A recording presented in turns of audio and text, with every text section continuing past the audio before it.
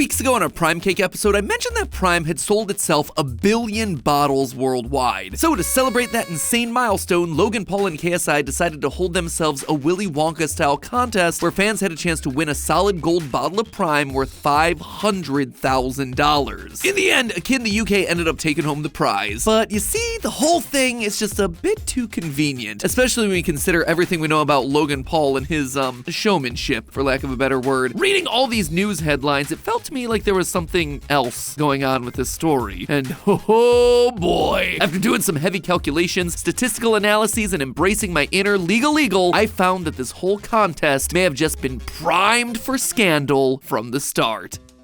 Hello, Internet! Welcome to Food Theory, your golden ticket, bottle to the internet's best content. Now, regardless of what your opinions are of Logan Paul and KSI, whether you're a hardcore low gangster or you're mad that their beverage just ruined your delicious cake, these guys just reached 1 billion bottles sold in less than 2 years. And that right there, that is an achievement worth commending. Sure, they tend to push the envelope when it comes to honesty and decency and basic human integrity, but that number is honestly just very impressive. To give you a bit of perspective, Gatorade sells slightly over 1 billion units every year, accounting for 2/3 of the sports drink market. Then in rolls Prime, and suddenly it's punching in the same weight class as the most recognizable brand in the space. I'm adult enough to give credit where credit's due, and yeah, that deserves some level of credit. So in honor of this monumental milestone, the duo decided to host themselves a little bit of a publicity stunt. They created a solid gold Prime bottle worth $500,000, a bottle that one lucky fan would win by guessing a 6-digit code. Classic Logan though, there's always a catch. You see, Logan and KSI actually created 2 different bottles, one for London and one in New York. And they partnered with Mark Rober to make 2 cases that would destroy the bottles if the correct code wasn't guessed within 48 hours. On November 10th, The Golden Prime will be encased in bulletproof glass. to get to it, you must correctly guess a 6-digit code. The code is not guessed correctly within 48 The hours. torches inside the case will ignite. And the Gold Prime bottle will be incinerated. And if this makes it seem like 2 people could potentially win, guess again, Logan ain't that charitable. Instead, as soon as the correct code was guessed at one location, the bottle in the other case would be immediately destroyed. Ultimately, the winner wound up being a young kid at the UK location. Logan and KSI honestly couldn't have picked a better kid to win the prize. And that right there, it's kind of the problem in all this. Everything just seems to be a little bit too perfect. Perfect enough to get me to set my BS meters to 5. And look at all the potential failure points here. For instance, is that bottle really worth what they say? Wouldn't exactly be the first time Logan has overhyped the value of something that he was working on. Even if it was worth all that, something just feels off about this particular contest. So today, I plan to do a deep dive into this thing in the hopes of trying to expose it. Let's start by looking at the focal point of this entire contest, the bottle itself. According to Logan Paul, each of these gold Prime bottles was made of solid 24-karat gold, the purest form of gold out there, thereby making the total value of each bottle somewhere close to the cool $500,000 range. Honestly, when I first heard all that, I thought to myself, yeah,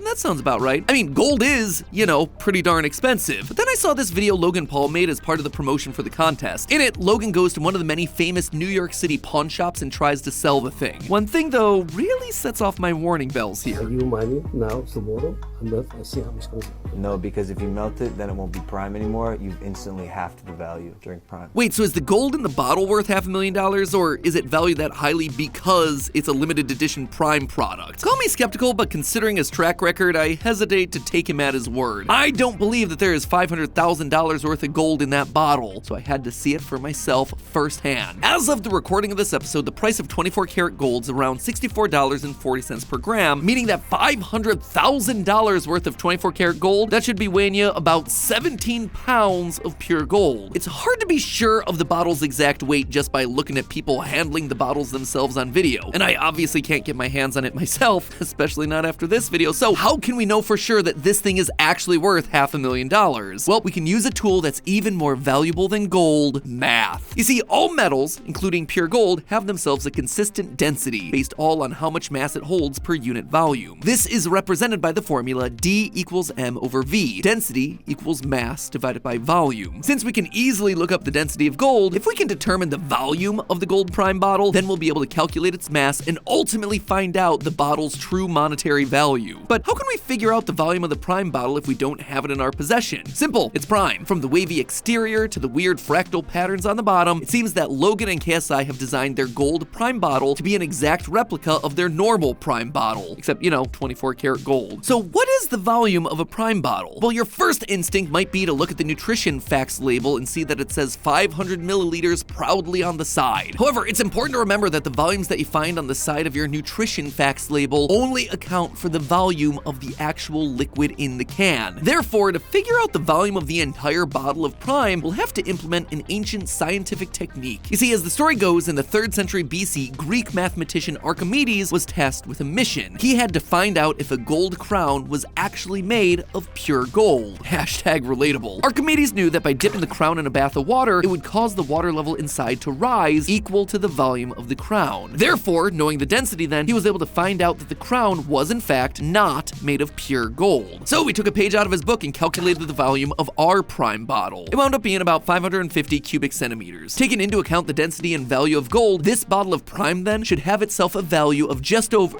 no, that can't be right. Are you kidding me? $684,000. Turns out Logan and KSI, yep, they were lying to us. They were underselling the value of that bottle. For the person who gets the gold bottle, I'm willing to buy it off of you. Same. And even if the winner really didn't trust them, the contest rules state that the winner could choose a check worth $500,000 instead. Although they probably wouldn't want to do that because between the gold, the rarity, and the prestige, keeping the bottle was probably the smarter financial move. So if the bottle wasn't a scam, what about the contest itself? I mean, what were the odds that a little kid was gonna take home the top prize? What were the odds that anyone was gonna be taking home that top prize? When you stop and do the math, the odds are ridiculous. The code could have been any sequence of 6 digits from 00000 to 999999, meaning a total of 1 million possible combinations. Literally, the odds of winning that golden prime bottle were in fact 1 in a million. However, the odds that someone would guess the right code actually increased as the competition went on. As each person went up and inevitably guessed the wrong number, that number was then removed from the list of possible guesses at that location moving forward. This means that the first person in line has themselves a 1 in a million chance of guessing correctly, but the second person in line has themselves a 1 in 999,999 chance, and so on and so forth through to the end of this game. So in theory, in food theory, if enough people came out to play, someone was gonna win eventually, right? Wrong. Essentially, it all boils down to the time limit, how much time each person had to guess, and how many total people would get to play. There's a couple things that we need to iron out though before we get into it. First, people were only allowed to guess 1 number at a time. If they got it wrong, they'd have to go to the back of the line and wait their turn again, meaning that one person wasn't just going to be rattling off a bunch of numbers in their time limit. Secondly, the number selection was not a number pad, but rather a scroll wheel. A wheel that didn't really seem super easy to navigate across all the numbers. It would probably take you the whole time limit just to get to the number that you wanted. So we know that they had 1 million possible number combinations, but how many people ended up playing the game? Well, unfortunately, we don't know how many people took on the Gold Prime Challenge, but we can get a sense of how many people they expected to play the game. You see, the rules and the promotional materials made it clear that each competitor only had 20 seconds to make their guess. So if the lines moved optimally and a new player made a guess every 20 seconds or so for an entire 48-hour competition, that would mean at max, Logan and KSI were expecting 8,640 people to play at each individual location. That means that the odds of someone winning the Golden Prime bottle was 8,640 divided by a million, 0.86% chance. If we lump together the odds of winning at both the UK and the US locations, well then the odds obviously double to a still measly 1.728%. I did mention earlier that the odds get better with each guess, which is true, but when you're dealing with odds this minuscule, they only get about 0.01% better, especially given the time constraint of 48 hours here. In short, the odds of anyone winning a Golden Prime bottle in this competition were minuscule, microscopic, unbelievably low. Sure, if we were talking about an infinite amount of time or just a couple of months, a code would absolutely be guessed. But like a lot of 90s comedies, time makes things a lot worse. And even those slim chances aren't really reflective of reality. Not only would there be some sort of delay between people's attempts, making it less likely that a guess was happening every 20 seconds, but according to some TikToks of people who tried the game out for themselves, it seemed the clock was a bit more generous than just the 20-second marker, meaning even fewer players inputting codes, less chances that someone is gonna win this thing, probably closer to 0.25% that anyone would walk away with the golden bottle. Knowing all of this math, you're now asking me to believe that this kid actually legitimately won the contest? Yeah, I don't think so. So, am I saying that the contest was rigged?